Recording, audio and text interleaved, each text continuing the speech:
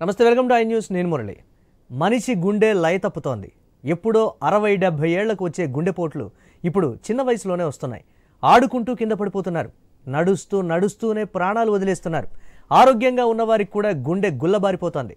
ఈ మధ్యకాలంలో ఇలాంటి మరణాలు ఎక్కువగా కనిపిస్తున్నాయి. రోజు గంటల పాటు వ్యాయామం చేసేవారు కూడా కుప్పకూలిపోతున్నారు. గుండెపోటు లక్షణాలు కనిపించడం లేదు. దీంతో తమకేం కాదని అనుకుంటున్నారు జనాలు. ముఖ్యంగా కరోనా తర్వాత ఇలాంటి సంఘటనలు మరింత ఎక్కువవుతున్నాయి. ఎందుకిలా? ఏం జరుగుతోంది? యువతలో గుండెపోటుకు కారణాలేంటి? దీనికి సంబంధించి మరిన్ని అప్డేట్స్ మా ఇన్పుట్ ఎడిటర్ శ్రీకాంత్ లైవ్ ద్వారా అందిస్తారు. శ్రీకాంత్, ఇటీవల పెరుగుతున్నటువంటి మరణాలు కావచ్చు, లేకపోతే దీనికి సంబంధించి వ్యాయామం చేస్తున్నప్పుడు కావచ్చు, లేకపోతే యువత ఉన్నట్టుండి రోడ్డు మీద నడుస్తూనే గుండెపోటుకు గురై చనిపోతున్నటువంటి ప్రస్తుత పరిస్థితులు కావచ్చు, ఏంటి, ఎలా చూడాలి వీటిని? Murali, good afternoon. నిజానికి గతంలో ఒక వయస్సు మీద పడ్డ వారికి, వృద్ధులకు మాత్రమే గుండెపోటు వస్తుంది అనేది ఒక నానుడు ఉండేది. కానీ ఈ మధ్య కాలంలో మాత్రం గుండెపోటు యువతకు సర్వసాధారణం అయిపోయింది. సో మరి 20-30 ఏళ్ల వయస్సు ఉండే అటువంటి యువత ఈ మధ్య కాలంలో గుండెపోటు బారిన పడుతున్నారు. అంతెందుకు, ప్రతి 5 రోగుల్లో ఒకరు 30 సంవత్సరాల కంటే 40 సంవత్సరాల కంటే వయసు తక్కువ వాళ్ళు ఉండడం ఇక్కడ మనం ఆశ్చర్యపోవాల్సినటువంటి అవసరం. గుండెపోటు వచ్చే వాళ్ళ సంఖ్య నిజానికి రోజు రోజుకు పెరుగుతోంది. ఈ మధ్యకాలంలో మనం సిసి క్యాంప్ ప్రిపేర్ చేసి వస్తూ ఉంటాయి. జిమ్ సెంటర్లలో జిమ్ చేస్తూ, ట్రెడ్మిల్ పైన వాక్ చేస్తూ, హెవీ లిఫ్ట్ వెయిట్ చేస్తూ ఉన్న సమయంలో కూడా గుండెపోటు వస్తూ ఉన్నటువంటి వార్తల్ని మనం స్పెసిఫిక్ గా వింటూనే ఉన్నాం. అయితే ఎందుకు వస్తుంది అంటే డాక్టర్లు ఏం చెప్తున్నారంటే హైపోట్రోఫిక్ కార్డియోమోపతి అనేది ఒక వైద్య పరిస్థితి. ఇది జన్యుపరమైనటువంటి వ్యాధి అని చెప్పాలి. ఇట్లాంటి సమయంలో యువత ఎక్కువగా ఆడుతూ జిమ్ చేస్తూ ఉన్నటువంటి పరిస్థితుల్లో గుండెపోటు వస్తూ ఉంటుంది. ఇది గుండె కండరాలని గట్టిపడడానికి కారణమయ్యేటువంటి ఒక పరిస్థితి అని చెప్పాలి. అంటే హెవీ లిఫ్ట్ వెయిట్ చేసినప్పుడు, లేక ఒకేసారి వ్యాయామంలో వెయిట్ పెంచినప్పుడు, రెస్ట్ లేకుండా చేసినప్పుడు, వ్యాయామం చేసినప్పుడు, ఈ మధ్య ఉండేటువంటి వ్యక్తి, అట్లాంటి వ్యక్తి ఒక్కసారిగా జిమ్ లో కుప్పకూలిపోయాడు. సో పునీత్ రాజ్పుత్ కన్నడ ఇండస్ట్రీలో ఒక భారీ పర్సనాలిటీ. సో ఇట్లా అంటే చిన్న వయసు వాళ్ళు, కనీసం నడి వయసు కూడా కాదు, సో చిన్న వయసులో ఉండటం 30-40 ఏళ్ల వయసు ఉన్న వారికి గుండెపోటు వస్తూ ఉంటుంది. సో ఈ మధ్య కాలంలో మనం చూస్తున్నాం, కొంతమంది యువత కూడా, అంటే ఆఫ్టర్ ద కోవిడ్ యువత, చిన్న పిల్లలు ఈ మధ్య మనం చూస్తున్నాం. మొన్న ఈ మధ్యలో ఒక రాష్ట్రంలో ఒక అమ్మాయి ఆ స్టేజ్ పైన స్పీచ్ ఇస్తూ అక్కడే కుప్పకూలిపోయింది. మహా అయితే 18-20 ఏళ్ల ఆడపిల్లలే. అంతకుముందు కూడా ఒకనొక రాష్ట్రంలో డాన్స్ చేస్తున్నారు. కాలేజ్ ఫంక్షన్ లో డాన్స్ చేస్తున్నటువంటి క్రమంలో ఉన్నపరంగా ఉండి ఆ డాన్స్ చేస్తూ అక్కడే కుప్పకూలి పడిపోవడాలు, ఇట్లా కుప్పకూలినటువంటి సందర్భాలు చాలా సందర్భాల్లో మనం చూస్తూనే ఉన్నాం. Right. Thanks for updates Srikanth. ఇక దీనికి సంబంధించి మనతో మాట్లాడటానికి డాక్టర్ అర్చన రత్న గారు పొట్లూరి, వారు కూడా మెడిసిన్ అండ్ కార్డియాలజీ డిపార్ట్మెంట్కి సంబంధించిన వారు. ఇక దీనికి సంబంధించి వారితో ఒకసారి మాట్లాడదాం. అర్చన గారు, నమస్తే అండి. ఆడియో మ్యూట్లో ఉంది, ఒకసారి అన్మ్యూట్ చేయండి ప్లీజ్. వినిపిస్తోందా? ఇటీవల యువతలో చోటు చేసుకుంటున్నటువంటి మరణాలు, కాలేజీ ఫేర్వెల్ ఫంక్షన్లో స్టేజ్ మీదే నిలబడి మాట్లాడుతూనే కుప్పకూలిపోవడం, జిమ్లో కుప్పకూలిపోవడం, సో పెరుగుతున్నటువంటి ఆహారపు అలవాట్లు అంటారా, లేకపోతే స్ట్రెస్కి ఫీల్ అవ్వడం అంటారా, లేకపోతే విపరీతమైన టెన్షన్ పట్టమా, లేకపోతే రకరకాలైనటువంటి కారణాలు. సో ఏంటి అసలు యువతలో చోటు చేసుకుంటున్నటువంటి ఈ పరిణామాలు? అవగాహన లేకపోవడం కూడా ఒక కారణం అంటున్నారు. ఎలా చూడాలి వీటిని? మేజర్లీ 4 ఇంపార్టెంట్ ఫ్యాక్టర్స్ అండి. మీరు అన్నట్టు అవగాహన లేకపోవటం చాలా ఫస్ట్ ఫ్యాక్టర్ అండి. సెకండ్ థింగ్, వాళ్ళు స్ట్రెస్ కి గురవటం. 3, physical inactivity is like the new risk factor అండి. అందరికీ తెలుసు, లాస్ట్ 5-10 years నుంచి కూడా American heart association, Indian heart association వాళ్ళందరూ స్ట్రెస్ చేస్తున్నారు ఈ ఫ్యాక్టర్ గురించి. ఆల్మోస్ట్ ఐటీ జాబ్స్ అవనివ్వండి, కూర్చొని చదవటం అవనివ్వండి, ఎంట్రన్స్ ఎగ్జామ్స్ అవనివ్వండి, ఎంతమంది పిల్లలు డూ దే రియలీ నో వెళ్ళి ఆడుకోవటం బయట, what ever 90s and 80s kids and 70s kids have done, hardly ఇప్పుడు ఈ ఆఫ్టర్ 90s పుట్టిన వాళ్ళలో చాలా మందికి ఇవన్నీ తెలియవండి. రెగ్యులర్ ఫిజికల్ యాక్టివిటీ స్ట్రెస్ చేస్తూ ఉన్నా, because of the traffic, stress at schools and stress at colleges. I'm not blaming the curriculum or the academic schedule. It is that they have made it into a rat race. Pressure cooker laga cheskuntunnaru. So I think it's better there is somewhere oka line giyalandi, and parents kuda have to set an example for that. Exceptional cases ఉంటారు, everyone can't get rank 1, everyone can't clear an entrance. That doesn't set the ideology or the success of the candidate. If your ward and if your child is interested in some other field, you should push them for that. Look into their passion. It is just not getting ranks. Don't force them, because risk factors and 50% are usually decided by genes. And so family history ala unnallo kachitanga when they are 20s itself, you have to have a screening. Ante intlo mother ki father ki heart diseases ayi unte, when especially mother below 60 and father below 50 years say heart diseases vaste, definitely ga pillalandaru kuda by the age they are 20, you have to have basic screening test, sugar, bp, cholesterol, and a basic treadmill and an ECG echo. And Swiggy apps, so everything is so easily available, just one click away. So they should also make heart health, stress on health also as a one click everything. ఎస్ ఎస్ అంటే heart attack అనేది ఇమ్మీడియట్గా వచ్చేది కాదు, అది 1 day ముందు నుంచి కూడా కొన్ని సిమ్టమ్స్ ఇస్తుంది, కానీ మనం దాన్ని రికగ్నైజ్ చేయము. సో నెగ్లెక్ట్ చేస్తాం కాబట్టి ఇమీడియట్గా అది cardiac arrest, unexpected heart attack వచ్చి కింద పడిపోయాడు అనేది ఇది చెప్తూ ఉంటారు. కొంచెం ఆ విషయంలో కూడా కొంచెం అవేర్నెస్ ఉండాలి అనేటువంటి మాట. ఎలాంటి సిమ్టమ్స్ ఉంటాయి అసలు? 30% ఆఫ్ ద కేసెస్ లో మీరు అన్నట్టు ప్రీ అవేర్నెస్, ప్రీఎంప్టింగ్ సిమ్టమ్స్ ఏ ఒకటి వస్తాయి సార్. బేసికలీ నేసల్ బ్రిడ్జ్, ముక్కు దగ్గర నుంచి బొడ్డు దాకా, ఫ్రంట్ ఆర్ బ్యాక్, చేతులు లాగటం, దవడ లాగటం, లెఫ్ట్ చేయి లాగటం ఒకటే కార్డియాక్ అనుకుంటారు, కాదు. ఈవెన్ రైట్ హ్యాండ్ లాగటం, ఛాతి బరువుగా అనిపించడం, బ్యాక్ పెయిన్ రావటం, ఇవన్నీ కూడా ముఖ్యంగా గ్యాస్ లాగా అనిపించడం. చూడండి, if it's only gas, nothing to worry. కానీ యూజువలీ రైట్ సైడ్ గుండెకి 3 మేజర్ రక్తనాళాలు ఉంటాయి, లెఫ్ట్ 2, రైట్ 1. రైట్ రక్తనాళం బ్లాక్ అయినప్పుడు మీకు గ్యాస్ లాగా తేపులు, లూజ్ మోషన్స్ అయ్యే అవకాశం, పొట్టు ఉబ్బరం అలా అనిపిస్తుంది.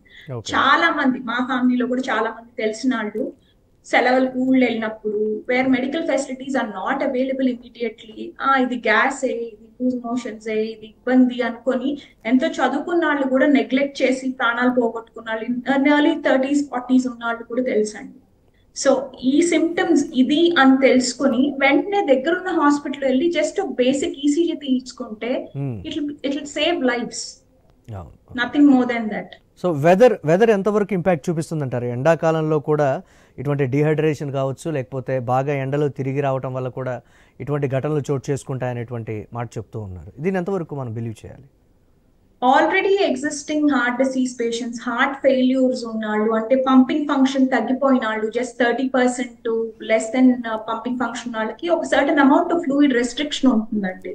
ఎక్కువ నీళ్లు తాగితే అదంతా బ్లడ్ లో పేర్కొని ఆ వాల్యూమ్ ఎక్కువ అయ్యి అది ఆ గుండె తట్టుకోలేక వెనక్కి ఊపిరితిత్తులకి వెళ్ళి ఆయాసం వస్తుంది. పల్మనరీ ఈడిమా అంటాం. పల్మనరీ అంటే లంగ్స్, ఈడిమా అంటే వాటర్. ఈ పల్మనరీ ఈడిమా అవాయిడ్ చేయడానికి ఫ్లూయిడ్ రెస్ట్రిక్షన్ చెప్తాం. ఎండాకాలం అప్పుడు వాళ్ళ స్పెసిఫిక్ ఫిజిషియన్ ఆర్ కార్డియాలజిస్ట్ తో మాట్లాడి కొంచెం అడ్జస్ట్ చేసుకోవాలి. That is one thing. Second thing, heavy meals, ఎండాకాలం ఉంది బట్ ఫ్రైడ్ ఫుడ్స్, ఫంక్షన్లు, వీటిల్లో హెవీ మీల్స్ తింటే ఈ గుండెలో రక్తనాళంలో కొవ్వు పేరుకోవటం అనే ప్రాసెస్ ని ఎథెరోస్క్లెరోసిస్ అంటాం. ఇది మనకి 10 ఏళ్ల వయసు అప్పుడే స్టార్ట్ అవుతుంది అందరికి. అది ఎలా ఫ్యూచర్ పెరుగుతుంది ఆ ప్లాక్ ఫార్మేషన్, అది సడన్ గా రక్తనాళాన్ని 100% బ్లాక్ చేసి అక్యూట్ హార్ట్ అటాక్స్ కాజ్ చేయడానికి స్ట్రెస్ అవాయిడ్ చేయాలి. Physical, mental stress, office dead lines కానీ ఏదైనా అవ్వలేమండి అవాయిడ్ చేయాలి. హెవీ మీల్స్ అవాయిడ్ చేయాలి. మీరు అన్నట్టు ఎండాకాలంలో you have to have adequate hydration. Especially smokers లో ఆల్రెడీ బ్లడ్ కొంచెం థిక్ గా ఉంటుంది, హిమోగ్లోబిన్ పర్సెంటేజ్ అయ్యి సెకండరీ ఎరిథ్రోసైటోసిస్ అంటాం. వాళ్ళు డీహైడ్రేట్ అయినప్పుడు ఈ క్లాటింగ్ టెండెన్సీ ఎక్కువ అయ్యే ఛాన్సెస్ ఉంటాయి. So adequate hydration is important until and unless there is any restriction from your doctor. అంటే బీపీ, షుగర్ ఉన్నటువంటి వాళ్ళు ఎలాంటి జాగ్రత్తలు తీసుకోవాలంటారు? దీనికి సంబంధించి కూడా అసలు బీపీ, షుగర్ ఉన్న విషయం కూడా వాళ్ళకి తెలియకుండా వాళ్ళు చనిపోయిన తర్వాత లేకపోతే హార్ట్ అటాక్ వచ్చి హాస్పిటల్కి వెళ్ళిన తర్వాత అప్పుడు గుర్తించడం కూడా జరుగుతుంది. ఇలాంటి వాళ్ళకి ఏం చెప్తారు మీరు? యూర్ రైట్ అండి. సో ఏవి రిస్క్ ఫ్యాక్టర్స్ లేవు మీ ఫ్యామిలీలో. ఇప్పుడు 30 is the new 40. So from 30 years of age, every 1 year or every 2 years once, just get yourself screened. Regular BP monitoring, at least 6 months once or yearly once for BP monitoring. And regarding blood tests like fasting lipid profile appanipandi, cholesterol test appanipandi, sugar test appanipandi, 3 months average test appanipandi, just couple of 4-5 tests andi a yearly okkasari cheyinchukovatanlo that it's not harmful. And if you're 40 plus, mandatory screening, symptoms lekpoina screening for a cardiac evaluation is mandatory. చాలా వరకు మీరు cases చూస్తూ ఉంటారు. రీసెంట్గా వచ్చినటువంటి ఒక సర్వేలో కూడా మేజర్గా ఇండియాలో 20 to 35 years ఇన్ బిట్వీన్ వాళ్ళు ఎక్కువగా కూడా ఈ కార్డియాక్ అరెస్ట్కి గురవుతూ ఉంటారనేటువంటి మాట. మీ దగ్గరకు వచ్చేటువంటి మేజర్ కేసెస్ ఏ విధంగా ఉంటాయి? వాళ్ళ హ్యాబిట్స్ కావచ్చు, లేకపోతే వాళ్ళు కార్డియాక్ అరెస్ట్ గురి కావడానికి గల రీజన్స్ ఏమేమి ఉంటాయి main mention? True, and the lives essentially, I would stress on this, and American Heart Association last year Cardiac World Cardiology Day రోజు రిలీజ్ చేశారు సార్. రెగ్యులర్ స్క్రీనింగ్ బీపీకి, షుగర్కి. ఒకవేళ బీపీ ఉంటే లైఫ్ లాంగ్ ముందు వాడాలి అని చెప్పి ఒక 4 రోజులు వాడటం, బీపీ ఉందని తెలిసినా మానేయటం, షుగర్ వాడటం, ఐ ట్రై లైఫ్ స్టైల్ అంటాం. మీకు లైఫ్ స్టైల్ వర్తిస్తుందా, టాబ్లెట్ కంటిన్యూ చేయాలా, టాబ్లెట్ తో పాటు life style. Life style is always mandatory in any risk factor. దాంతో పాటు టాబ్లెట్ ఇవ్వాలా లేదా మీ డాక్టర్ ని డిసైడ్ చేయనివ్వండి. Please don't decide it for your self.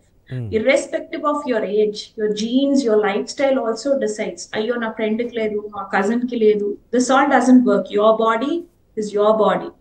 If you need treatment and if your doctor says so, please kindly follow it to avoid end organ damages. Acute heart attacks e kaadu, brain strokes, kidney damage, eye damage, kaallaki elle raktanaalalu, chetilki elle raktanaalalu, ekkadaina blocks raavochu. But cardiac is more common than any other organ. Bad habits ఎటువంటివి లేని వాళ్ళే ఎక్కువగా గురవుతున్నారు అనేటువంటి మరొక shocking survey కూడా వస్తుంది కదా. ఈ యాంగిల్ ఎలా చూడాలంటారు? అదే sir, true. Physical inactivity is the new bad habit. Taking stress is new bad habit. అక్కడ ఒక పెన్ ఇలా ఉంది, ఇది ఇలా స్ట్రైట్ గా లేకపోతే టెన్షన్ పడే వాళ్ళు చాలా మంది ఉంటారు, టైప్ ఏ పర్సనాలిటీస్. సో వాళ్ళు ఎలా ఒక సిచ్యువేషన్ కి వాళ్ళు ఎలా రెస్పాండ్ అవుతున్నారు అనేది they only can tune there brain. So that's the new risk factor. And yes, as you have seen, there is many late night eating, regular ga tinta, and there's a famous saying, you should eat breakfast like a king, lunch like a prince, and dinner like a pauper. Kani chaala mandi with changes in their work schedules or everything available an app away, switch away, they eat dinners very late, and they have heavy meals, and every day they eat from outside. There's no oil restriction, and plus drugs. See, many youngsters, especially cocaine, heroin, all drug abuses are all cause sudden spasm in the blood vessels supplying the heart. Such times also can trigger heart attacks. చాలా మంది, కొంతమంది personality ఎక్కువ ఉండొచ్చు, లేకపోతే fat content ఎక్కువ ఉన్నా కానీ వాళ్ళు different kind of food habits వాళ్ళు తీసుకుంటూ ఉంటారు. నేను ఇమీడియట్గా డైట్లోకి వచ్చాను, సో నేను ఇంతే తింటాను, లేకపోతే మిల్లెట్స్ మాత్రమే తింటాను అనే వాళ్ళు కూడా కొంతమంది కార్డియాక్ అరెస్ట్ గురి కావడం జరుగుతుంది కదా. అంటే ఏంటి, ఫుడ్లో ఇమీడియట్గా చేంజెస్ అనేవి తీసుకొని రాకూడదు అంటారా? ఫుడ్ లో ఇమీడియట్ చేంజెస్ అండర్ సూపర్విజన్ తీసుకురావచ్చండి. When you are not supervised, when you want to lose weight, please target it actively. 1 kg weight lose అవ్వాలంటే 7,700 calories ఖర్చు పెట్టాలండి. How do you have to spend this 7,700 calories? Please sit with your physician or your cardiologist or your dietitian. Plan it accordingly. Don't just suddenly hit the gym and do high intensity exercises. అసలు బాడీకి అలవాటు లేని దాన్ని మీరు sudden గా చేస్తుంటే అది ఒక form of stress. How can your organs tolerate it? Especially your heart. So ఎంతవరకు దీనికి సంబంధించి ఎక్సర్సైజెస్ కావచ్చు, లేకపోతే జిమ్ కావచ్చు, లేకపోతే వాకింగ్కి సంబంధించి అట్లీస్ట్ వాక్ చేయండి, ఈ కార్డియాక్ అరెస్ట్ని అవాయిడ్ చేయొచ్చు అనేటువంటి రకరకాలుగా కూడా సోషల్ మీడియాలో వస్తున్నాయి. అసలు దేన్ని ఫాలో అవ్వాలనే దానికి సంబంధించి మీ అడ్వైజ్ ఏంటి? Very true sir. ఒక average Indian adult you should walk at least 30 minutes to 40 minutes. అంటే గంటలో మీకేమీ ఇబ్బంది లేదు, మీకేమీ ప్రాబ్లం లేదు అనుకుంటే you can walk at least 30 to 40 minutes at least 5 days a week. At a speed of 4 to 5 kilometers covering in an hour. అంటే మీరు అరగంటలో 2-3 కిలోమీటర్లు నడిచినా చాలు. అంటే నెమ్మదిగా పెంచుకోండి. అవును, జీన్స్ వైజ్గా కావచ్చు, లేకపోతే వంశపారపర్యంగా ఫ్యామిలీలో ఎవరో ఒకళ్ళు హార్ట్ డిసీజ్కి గురయ్యేటువంటి ఛాన్సెస్ ఉన్నాయి. వాళ్ళు ముందుగా వీటిని గుర్తించాలన్నా, లేకపోతే ఎంత ఏజ్ నుంచి వాళ్ళు ట్రీట్మెంట్ కావచ్చు, లేకపోతే అసలు డాక్టర్ని కన్సల్ట్ అవ్వడం కావచ్చు, ఎప్పటికప్పుడు చెకింగ్ కావచ్చు, ఎప్పటి నుంచి అసలు ఈ ప్రాసెస్ ఉండాలంటారు? 20 to 30 years ఏజ్ లో ఒకసారి స్క్రీనింగ్ చేయించుకోవాలి సార్. బేసిక్ బ్లడ్ టెస్ట్ కిను ఎకో, ఈసీజీ, ట్రెడ్మిల్ అయ్యి ఒకసారి చేయించుకోవాలి. Once or twice between when your 20s to 30s. Risk factors ఏమైనా ఉంటే please follow your physician advice. అంటే either you're overweight, they target you for overweight, ఇంకొంచెం keen గా observe చేస్తారు. Sugar, BPs ఏమైనా బార్డర్ లైన్ ఉన్నా, and especially గర్భవతులు కూడా ప్రెగ్నెన్సీ అప్పుడు షుగర్, బీపీ వచ్చిన వాళ్ళల్లో డెలివరీ అయినాక 50% ఆఫ్ దెమ్ రికవర్ అండి, 50% don't recover, and they will have chances to get the sugar and BP again in future. ఇలాంటి ఏమైనా హిస్టరీస్ ఉన్నాళ్ళు ప్రెగ్నెన్సీ తర్వాత రికవర్ అయినా కూడా regular follow-ups at least yearly once ఒకసారి చూపించుకుంటా ఉంటారు. ఇవి యంగ్స్టర్స్ 20s to 30s మధ్యలో ఉండే వాళ్ళు చేయాల్సిన ప్రికాషన్స్. రైట్, థ్యాంక్ యూ అర్చన గారు, థ్యాంక్ యూ. వాల్యుబుల్ సజెషన్స్ మీరు ఇవ్వడం జరిగింది. థ్యాంక్ యూ అండి. Thank you.